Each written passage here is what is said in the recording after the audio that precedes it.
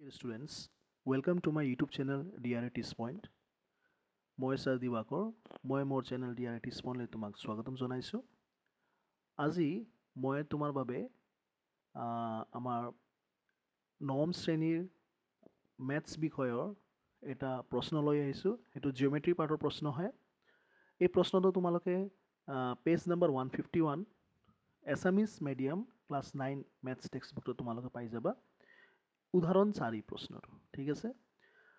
ইয়াতে আমি এই উদাহৰণ 4 তোমাক বুজাবৰ বাবে যত্ন ল'ম। উদাহৰণ 4 প্ৰশ্ন দিয়া আছে ত্ৰিভুজ ABCত কোণ এৰ সমদ্বিখণ্ডক AD BCৰ ওপৰত লম্ব দেখুৱাব লাগে যে AB = AC অৰ্থাৎ ত্ৰিভুজ ABCটো সমদ্বিবাহু। তো সলিউশন ইয়াতে মই লিখি থৈছোঁ। তোমালোকে ইয়াতে চাবা যে মই এটা ত্ৰিভুজ লৈছোঁ। ত্ৰিভুজৰ নাম এতিয়ালৈকে মই দিয়া নাই, তো ইয়াতে মই এটা নাম দি দিম। এইটো হ'ব তোমাৰ A, ইয়াতে দিম মই B আৰু ইয়াতে দিম মই C। ABC এটা ত্ৰিভুজ হ'ল। প্ৰশ্নমতে আমাৰ কি দিয়া আছে? প্ৰশ্নমতে আমাৰ দিয়া আছে যে ABC ত্ৰিভুজৰ কোণ এৰ সমদ্বিখণ্ডক AD অৰ্থাৎ এৰ পৰা ইয়াতে মই D দিম। ইয়াতে সেই AD কি কৰে তোমাক কোণ এক সমদ্বিখণ্ডক কৰে। এইটো হৈছে তোমাৰ কোণ A। AD যেতিয়া কোণ এক সমদ্বিখণ্ডিত কৰিব অৰ্থাৎ এই কোণটো কাৰ সমান হ'ব? ইয়াৰ সমান হ'ব। ঠিক আছে। AD যেতিয়া কোণ এক সমদ্বিখণ্ডিত কৰিব তেনেহ'লে এই কোণটো কাৰ সমান হ'ব? ইয়াৰ সমান হ'ব।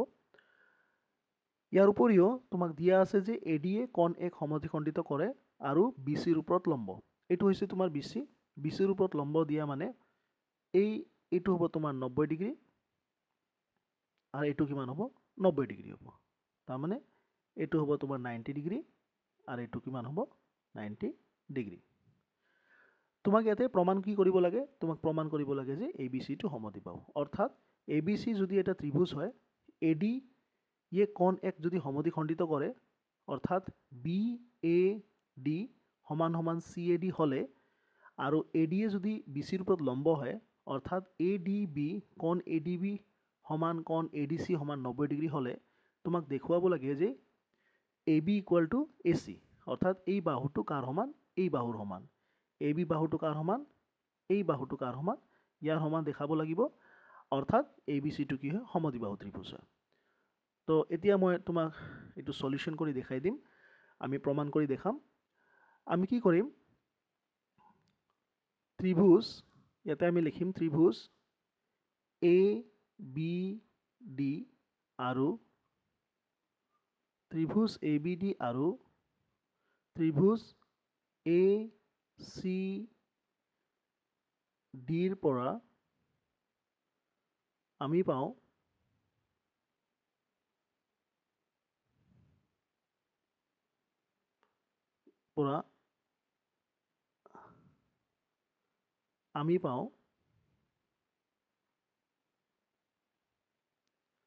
কোণ BAD সমান সমান কি হ'ব?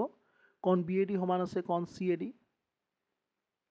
ইয়াতে আমি কাৰণ কি দিম? ইয়াতে আমি কাৰণ দিম যিহেতু AD যিহেতু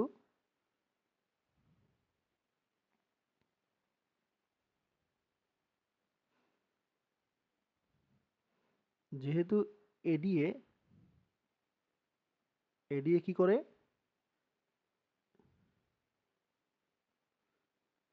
যেহেতু AD কোণ এক কি কৰে? সমদ্বিখণ্ডিত কৰে।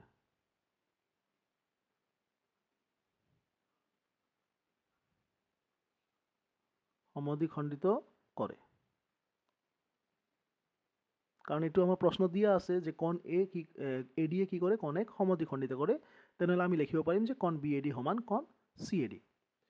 আকৌ আমি AD সমান কি হ'ব? AD সমান AD। AD সমান AD হ'ব কাৰণ এইটো হৈছে তোমাৰ সাধাৰণ বাহু। তো ইয়াতে আমি কি লিখিম? সাধাৰণ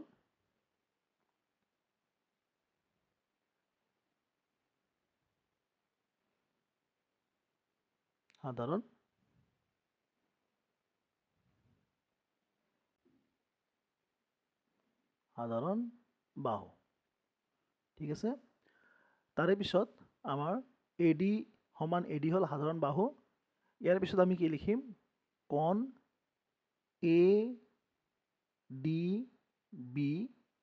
সমান সমান কি হ'ব? কোণ এ ডি সি অৰ্থাৎ কোণ এ ডি বি এইটো 90 ডিগ্ৰী আছে, কোণ এ ডি চি কিমান আছে 90 ডিগ্ৰী। তেতিয়া আমি লিখিব পাৰিম কোণ এ ডি বি সমান কি হ'ব কোণ এ ডি চি, এইটো হ'ব তোমাৰ 90 ডিগ্ৰী লিখিব পাৰে বা সমকোণ লিখিব পাৰে। ইয়াতে আমি লিখি দিম সমকোণ।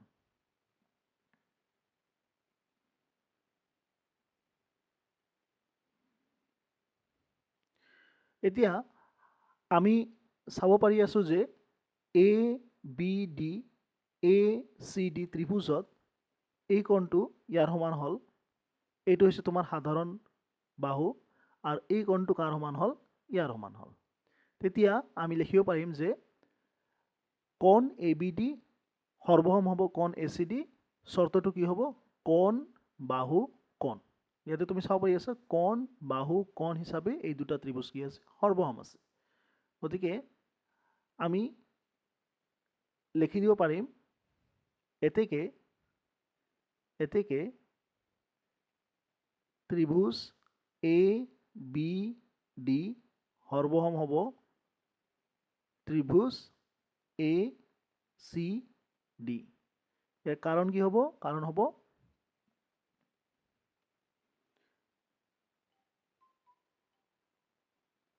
Angle side angle সৰ্বসম শৰ্তমতে। সৰ্বসম শৰ্তমতে।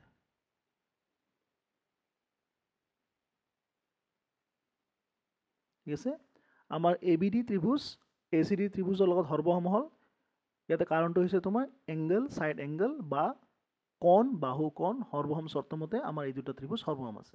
এতিয়া যেহেতু এই দুটা ত্ৰিভুজ সৰ্বসম আছে, তেতিয়াহ'লে আমি লিখিব পাৰিম যে এ বি টো কাৰ সমান এ চিৰ সমান। ইয়াৰ কাৰণটো কি হ'ব? এ বি টো কাৰ সমান হ'ব এ চি সমান হ'ব। ইয়াৰ কাৰণ কি হ'ব চি পি চি টি। এতেকে আমি লিখিব পাৰিম যে এ বি কাৰ সমান হ'ব? এ বি সমান হ'ব তোমাৰ এ চিৰ লগত, ইয়াতে আমি কাৰণ দিম চি পি চি টি।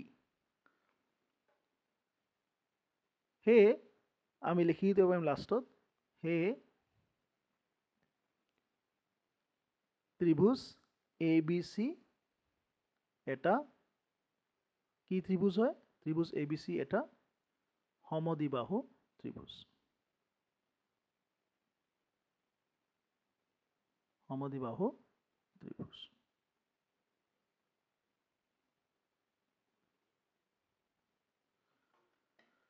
গতিকে আমি প্ৰমাণ কৰিব পাৰিছোঁ যে এ বি চিটো কি হয় এটা সমদ্বিবাহু ত্ৰিভুজ হয়। এইটো আছিল আমাৰ প্ৰমাণ। আশা কৰিছোঁ তোমালোকে বুজি পাইছা। এইটো এটা চিম্পল প্ৰশ্ন আছিল আৰু বহুত ইম্পৰ্টেণ্ট প্ৰশ্ন হয় তোমাৰ বাবে। গতিকে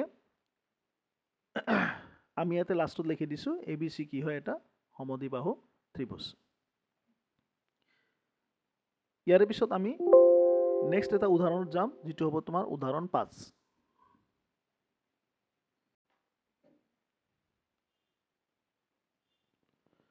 উদাহৰণ 5ত আমাৰ প্ৰশ্ন দিয়া আছে ই আৰু এফ যথাক্ৰমে ত্ৰিভুজ এ বি চিৰ সমান বাহু এ বি আৰু এ চিৰ মধ্যবিন্দু, দেখুওৱা যে বি এফ সমান চি। ইয়াতে এ বি চি এটা ত্ৰিভুজ হয়।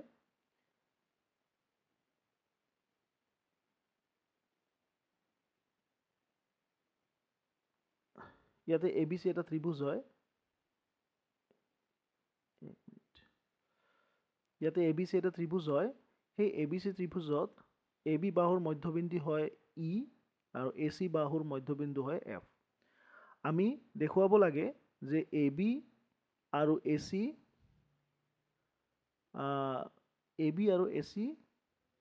আমি দেখুৱাব লাগে যে ত্ৰিভুজ এ বি চি সমান বাহু এ বি আৰু এ চিৰ মধ্যবিন্দু ই আৰু এফ যদি হ'লে আমি দেখুৱাব লাগে যে বি এফ কাৰ সমান হয়? চিৰ সমান হয়। এতিয়া আমি এইখিনি আমি সলভ কৰিম।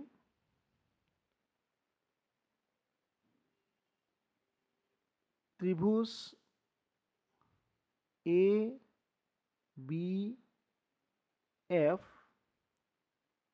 আৰু ত্ৰিভুজ এ চি ইৰ পৰা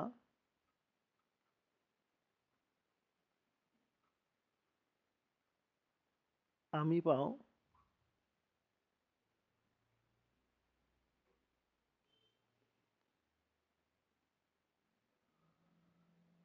AB ইকুয়াল টু কি হয় AB equal to AC ABF আৰু AC ত্ৰিভুজৰ পৰা আমি পাওঁ AB ইকুয়াল টু কি হয় AC এইখিনি আমি লিখি দিম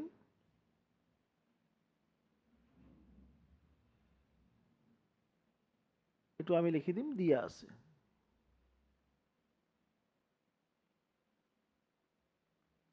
এটো দিয়া আছে কোণ A কাৰ সমান হ'ব কোণ A ৰ সমান হ'ব এটো হ'ব তোমাৰ সাধাৰণ কোণ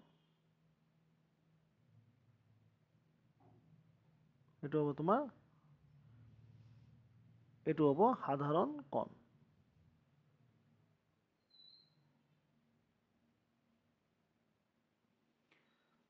তাৰে পিছত আমি লিখিব পাৰিম AE সমান AF AE সমান AF আমাৰ কিয় হ'ল কাৰণ যেহেতু AB সমান AC আৰু E, F বাহু AB আৰু AC ৰ কি হয় মধ্যবিন্দু হয়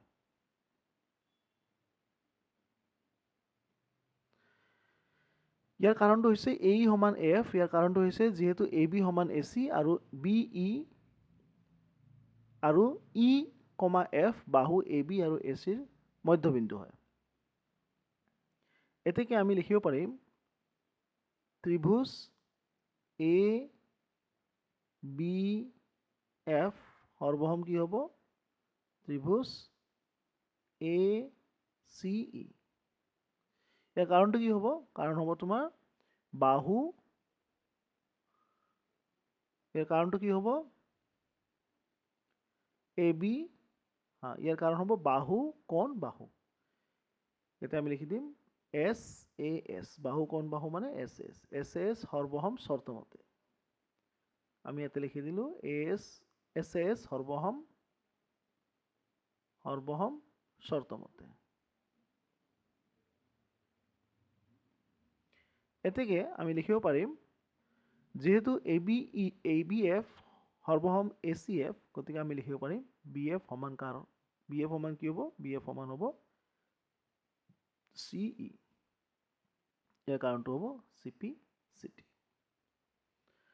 আশা কৰি আছো তোমালোকে বুজি পাইছা প্ৰশ্ন আছিল E আৰু F যথাক্ৰমে ত্ৰিভুজ ABC ৰ সমান বাহু AB আৰু AC ৰ মধ্যবিন্দু তেন্তে আমি দেখুৱাব লাগে BF সমান C আমি কি কৰিলো এটা ত্ৰিভুজ আঁকিলো ইয়াতে আমি E আৰু F কি লৈছো AB আৰু AC মধ্যবিন্দু লৈছো এতিয়া আমি কি কৰিম ABF আৰু ACF ত্ৰিভুজৰ পৰা আমি এইবিলাক বস্তু লিখিব পাৰিম AB সমান AC এটো আমাৰ দিয়া আছে কোণ A সমান কোণ A হ'ব এটো সাধাৰণ কোণ AE সমান AF হ'ব যেহেতু AB সমান AC আৰু EF বাহু AB আৰু AC মধ্যবিন্দু হয় সেইকাৰণে আমি লিখিব পাৰিম যে AE সমান AF ত্ৰিভুজ ABF সৰ্বসম ত্ৰিভুজ ACE হ'ব আমাৰ কাৰণটো হৈছে শৰ্তটো হৈছে বাহু কোণ বাহু যেহেতু এই দুটা ত্ৰিভুজ সৰ্বসম হয় গতিকে আমি লিখিব পাৰিম BF সমান CE যেটো আমাৰ প্ৰমাণ কৰিব লাগিছিল আৰু ইয়াৰ কাৰণটো হ'ব CPCT আশা কৰি আছো এই দুটা উদাহৰণ তোমালোকে বুজি পাইছা ইয়াৰ পিছত পৰৱৰ্তী নেক্সট ভিডিঅ'ত মই আৰু কেইটামান মেথছ লৈ আহিম তোমালোকৰ চেনেলত থাকিবা আৰু আপডেট পাই থাকিবা থ্যাংক ইউ ভেৰি মাচ